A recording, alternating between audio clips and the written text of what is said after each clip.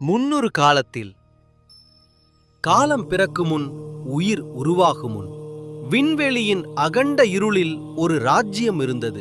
அந்த ராஜ்யத்தை நட்சத்திர சபை என்று அழைத்தார்கள். அந்த சபையில் 9 பேரான முக்திகள் அமர்ந்திருந்தார்கள். அதுவே இன்று நம் ஜாதகத்தை ஆளும் நவக்கிரகங்கள். ஒரு நாள் பிரம்மன் அவர்களை அழைத்து கூறினார், உலகம் உருவாகப் போகிறது, மனிதர்கள் பிறக்கப் போகிறார்கள்.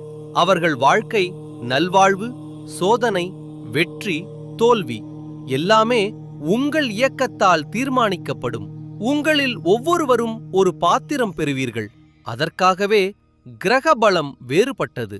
சூரியன் முன்னே வந்து சொன்னான், நான் அவர்களின் மனத்தின் ராஜன். அவர்களுக்கு தன்னம்பிக்கை, ஒளி, பெருமை நான் கொடுப்பேன். சந்திரன் அமைதியாக கூறினான், நான் அவர்களின் மனநிலை, உணர்ச்சிகள், அன்பு எல்லாவற்றையும் வழிநடத்துவேன். சேவை, செவ்வாய் முன்னே வந்து, நான் அவர்களை வீரர்களாக்குவேன். கோபத்தையும் தைரியத்தையும் நான் அளிப்பேன். புதன் சொன்னான், அவர்களின் புத்தியும் பேச்சும் வியாபாரமும் எனது கைகளிலிருந்து வரும். குரு மெதுவாக எழுந்து